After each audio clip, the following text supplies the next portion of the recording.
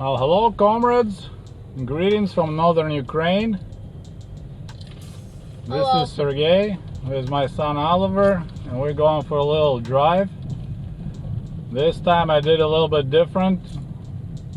I rented a car in Kiev and Boryspil airport, so it's a little bit more convenient to get around since there's hardly any public transportation left. So we're driving now through the village where my mom lives, which she originally was born back in 1948. It's one of the villages that's kind of doomed. A lot of houses already abandoned, empty. Not much going on. They had quite a hurricane went through this place a couple of weeks ago, and there's still a lot of fallen trees. Yeah, well, look, they're pulling the water out of the well. It's still quite rustic and primitive. Right now on the left there's a guy getting water out of the well. It's the old-fashioned way. So we're here since Friday. Oh no, wait, we arrived here on Sunday and today is Friday. The weather is really nice. It's actually became hot again. It was close to 29 Celsius, which is about 90 Fahrenheit. Prior to that it was really cold. It was pretty cold and chilly and rainy, so they had pretty crappy summer. There's one of the roads that actually have a blacktop, which is pretty nice, but blacktop in quite a crappy condition. I think they did this road in mid-80s and never fixed it afterwards, so you gotta stop and go. As I said, we're in northern Ukraine, about 20 kilometers from the border with Russia and Belarus. There's a cool spot where all three borders come together, so there's a monument for the friendship of three Slavic people, which is now kind of funny, I guess, because of the war going on in eastern Ukraine. So now we have a war between Russians and Ukrainians, but we still have a monument dedicated to the friendship of three nations. Right now you can't really go there because of the border.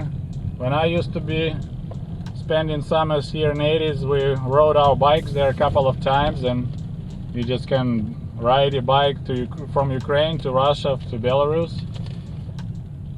The blue building on my right is a former church which was turned into the club and movie theater during the Soviet times. Now it got turned back into church, but since there's hardly not enough people to support a priest, they end up shutting down that church. So even churches need enough people to support them.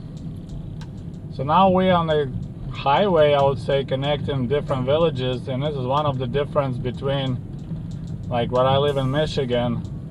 Houses here are clustered, so you have a village, then you're gonna have empty fields for 15, maybe 5 kilometers, 10 kilometers, there'll be another small village. You don't have, like in Michigan, every 500 feet or mile be another house, another farm. So that's quite different.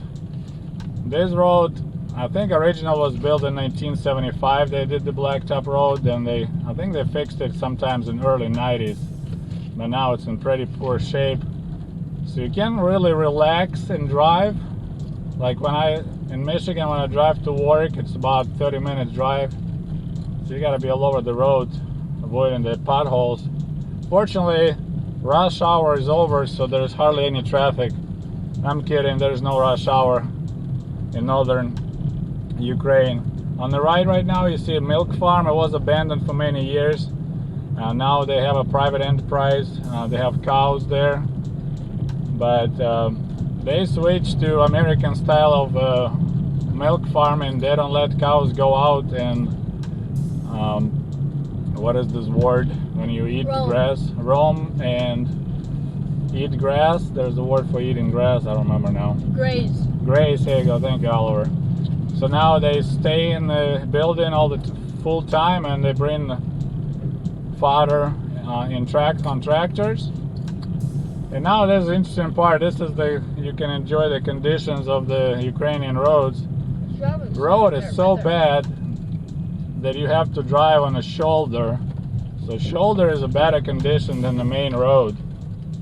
And that's quite a few spots like that when people bypass the road driving on the shoulders to bypass the bad spots. On the left is the forest where we go mushroom hunting, mushroom picking. They look nice from outside, but inside they do a lot of right now logging.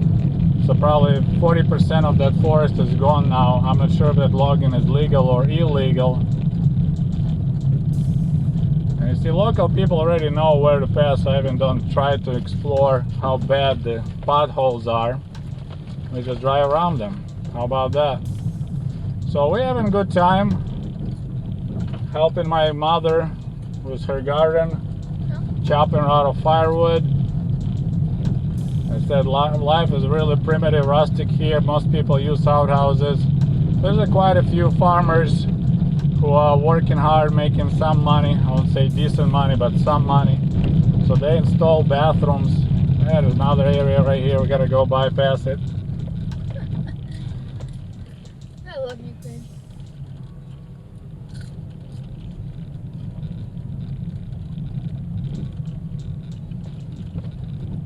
As I say, in Soviet Russia, you don't drive on the road drives you nuts. So all this place is familiar to me because I said I grew up here, spent every summer, but it looks very different. Of course, I never had a car here. I never drove a car in Ukraine. It's my first time ever in my life, so that's quite a different experience. Actually, not exactly comfortable. I had to make sure when we ordered the car that it should be with automatic transmission, because I learned to drive in America, so I don't know how to drive stick. I can, but that'll be probably a real nightmare. So there was two conditions I requested. It should be automatic transmission, and it should have air conditioning, because my kid is really likes temperature controlled environment. He's a spoiled American. Yep. So we approach a new village called Ushanka. It's even in worse shape than our village. They shut down the store, they shut down post office, they shut down medical service, like was a little drugstore and there was a nurse there. We still have a store. They shut down post office and medpunkt 2, medical punkt they call it, medical point. So Pishanka is even worse shape. There's a street we walked with my son a couple days ago. We drove it actually, right? It's probably 2 kilometer stretch, and you have maybe 3 houses that still occupied. The rest of the houses abandoned. The road's a little bit better here, but of course you see no one mows the side of the road, so it's all overgrown. My kid was asking who is trimming the trees, but that's what those rare trucks that go through here, they actually trim the trees, keeping the little tunnel. So you won't tell, but we're right now in the village. There's only houses here and there popping up, but otherwise, as you see, everything is overgrown.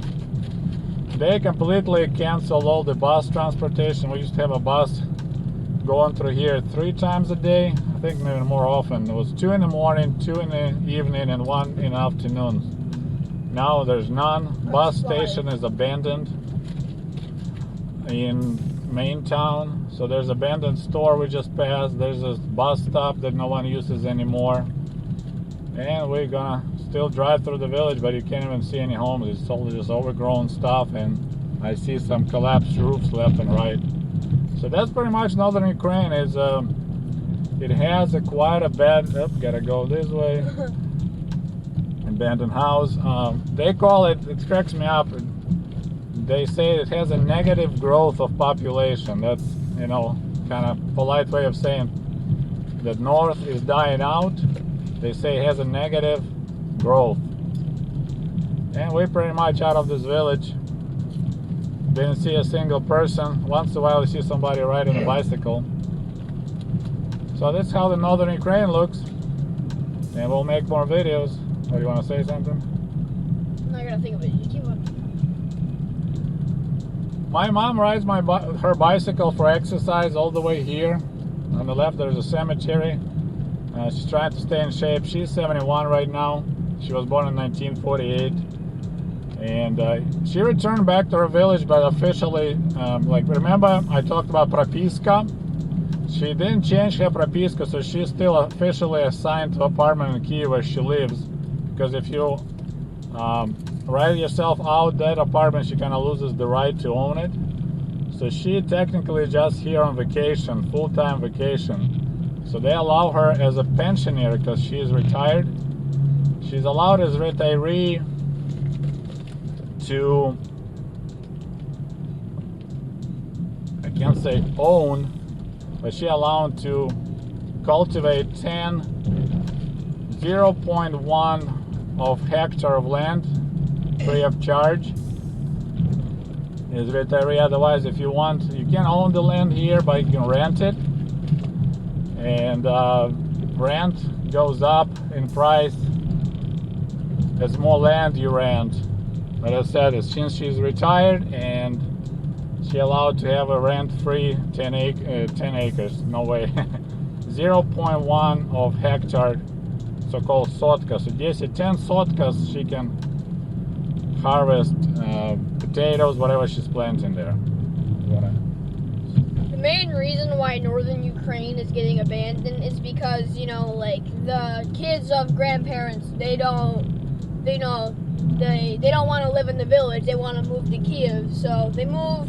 The grandparents died, or they get old, die. So the house becomes abandoned. People who move to Kyiv don't really care and all that, and that's just what's happening to all these villages. It's destroying them.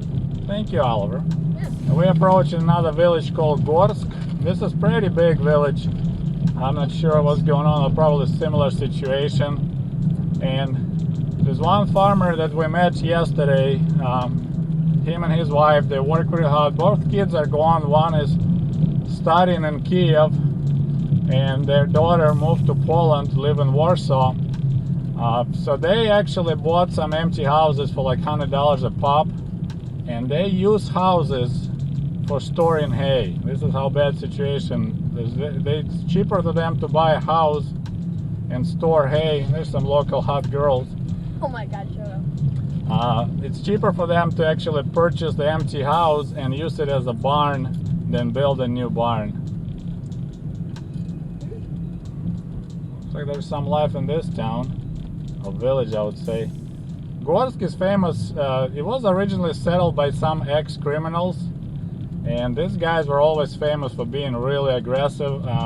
If they come to the dance party, to the different village, they bring that kind of like chains and other kastets, stuff to fight, always start fights, and they never, play by the rules. Like if you have a fight, there'll be one-on-one.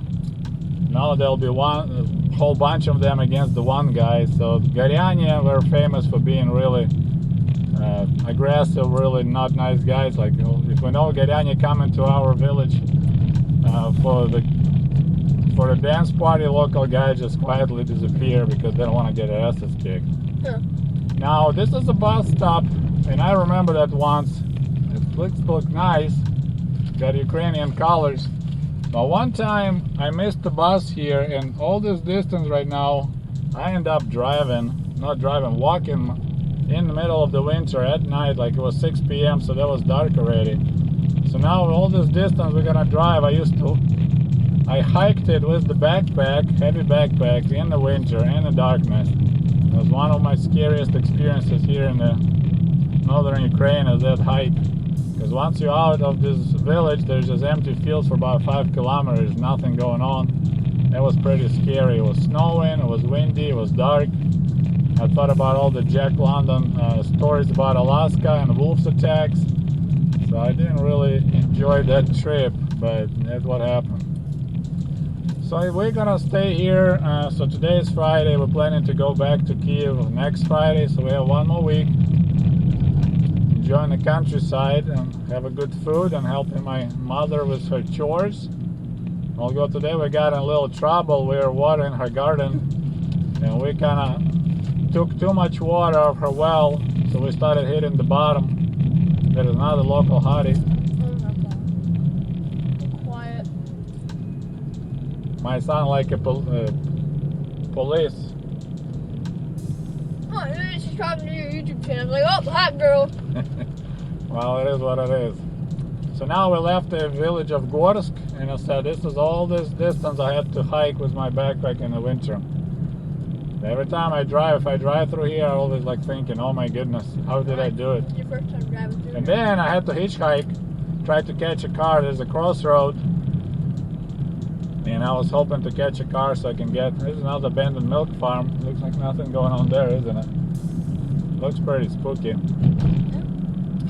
Northern Ukraine looks a lot like northern Michigan, like especially UP. Oh yeah. A lot of pine Oh, trees, so. a lot of white birch. When sun goes down, it gets cold. So I truly enjoy that. That's one reason I like to go camping up North Michigan, because I feel like I'm back home here. Although in northern Michigan, believe it or not, roads are a little bit better than here. Watch out for another pothole. So yeah, here you go, you see that? Some locals, if they know, like in the back of their hand, all the bad areas, they just fly. We don't. Actually, I was told they right away figure out somebody new is in the village, because they said, we hear this guy slamming brakes in the front of the potholes, so we knew he's not local. Because local already know how to pass those. Sometimes if you just drive fast enough, I guess you can just fly right over them, but it's a rental car, I don't want to get any damage done and then pay for repairs.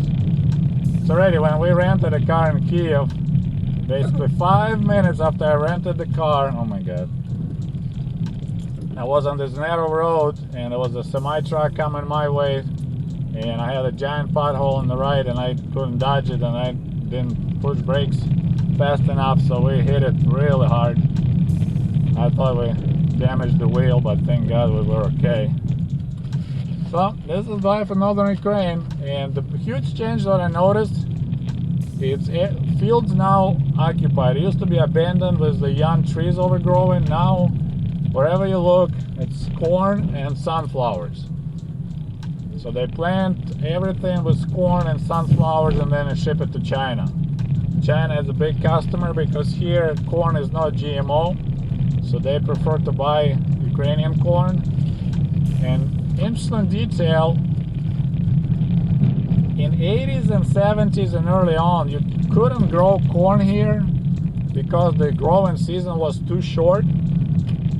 So they grow corn only to have it as to feed the cows in the winter, to put in the silos. But now, I guess you can believe in global warming or not, but the growing season got long enough, so here in northern Ukraine they plant corn, they plant sunflowers, and I guess they have enough time to get ripe and be harvested. Because I said, when I was here in the 80s and 70s, I don't recall these giant fields just covered by sunflowers, and especially corn. There was always wheat, maybe some potatoes, oats, whatever crops that had shorter time. But now, like, we drove miles and miles right all over, and as you see, it's sunflowers to the left and sunflowers to the right. Yep. Although this year they look pretty bad. They had really cold, really hot May and June. It was scorching hot, pushing 90s every day, hardly any rain. Then it got super cold, so sunflowers don't look that great. A lot of them look baked. They already look, well, I guess we'll take a bypass here. And as I mentioned, all this road I had to walk. We're driving, but I was walking all that. My goodness.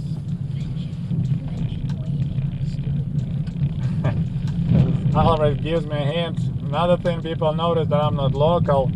You know, like you drive a car through the village and it's a different car, not local car. People look at you really like attentively at the car, at you, at your face, trying to figure out who is that person. And they say he cheats it. And me as a dumb American, or you know, say dumb American, that's not nice.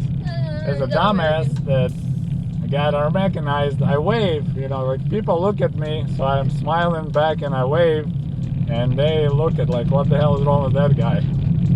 So I kind of stopped waving to people because I never got positive reaction. They actually maybe thinking I'm making fun of them or something like that.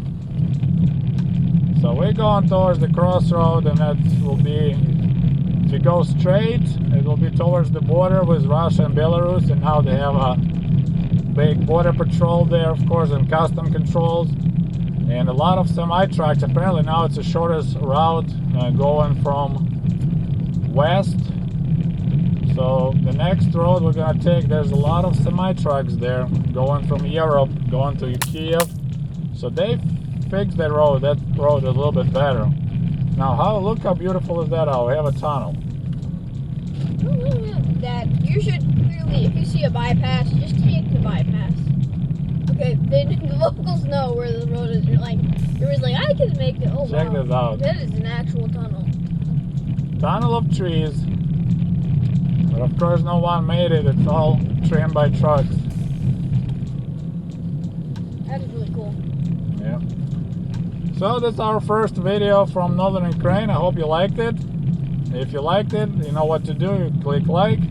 You can share with your friends, and we'll talk to you soon. Better subscribe right now. Yep. Probably already If subscribed. you don't subscribe in 3 seconds, you have 10 years of bad luck. Reporting from Northern Ukraine, August 23rd, 2019. До свидания. Goodbye. And if you love my channel and would like to show your support, please click on the link below this video and become the patron of the Ushanka Show. For as little as $1, you can help us grow and create the new, interesting videos about the life in Soviet Union.